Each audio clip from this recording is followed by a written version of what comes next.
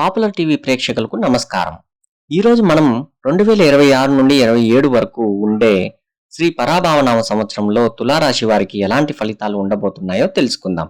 ముఖ్యంగా ప్రతి ఒక్కరిని ఆందోళన పెట్టే 4 అంశాలు ఆదాయం, వ్యయం, రాజ్యపూజ్యం, అవమానం గురించి వివరంగా మాట్లాడుకుందాం. ముందుగా తులారాశి వారి కోసం ఈ సంవత్సర గణాంకాలను చూద్దాం. ఆదాయం 5, వ్యయం 14, రాజ్యపూజ్యం 6, అవమానం 3. తులారాశి వారికి ఈసారి ఆదాయం కేవలం 5గా ఉండగా వ్యయం మాత్రం 14గా ఉంది.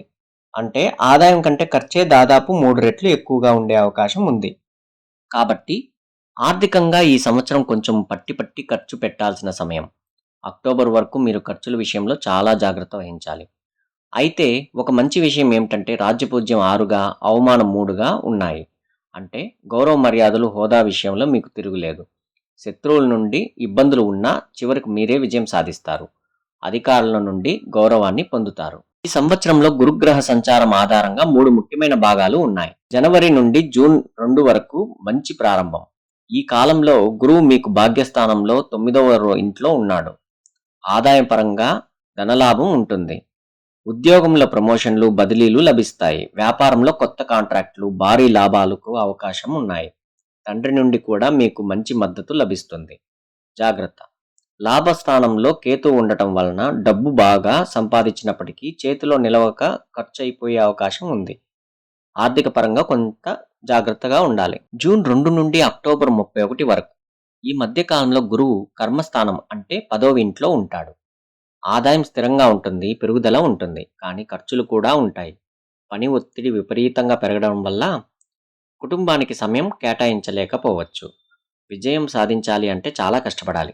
ఈ సమయంలోనే ఖర్చులు సూచనలు ఎక్కువ ఉన్నాయి. కాబట్టి జాగ్రత్త పడండి.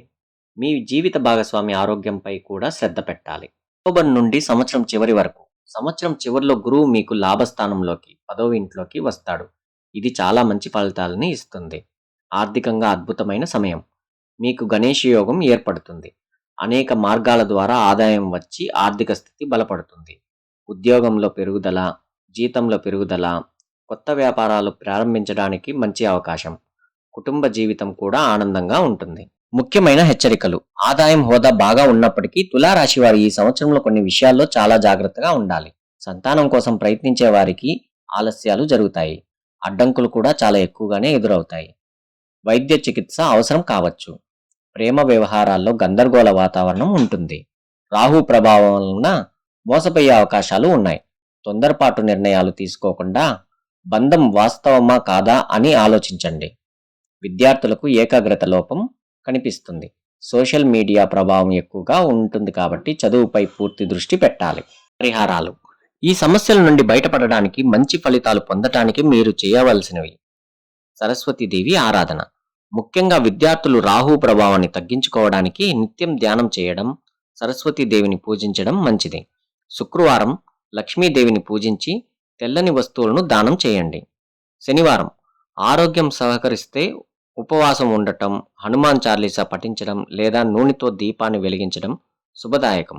మొత్తం మీద తులారాశి వారికి ఈ సంవత్సరం ఆర్థికంగా అక్టోబర్ తర్వాత చాలా బాగుంటుంది. అంతవరకు ఖర్చుల విషయంలో జాగ్రత్తలు తీసుకుంటే తప్పకుండా విజయం మీదే. ఇలాంటి మరిన్ని రాశి ఫలాల కోసం మా పాపులర్ టీవీ ఛానల్ను సబ్స్క్రైబ్ చేసుకోండి.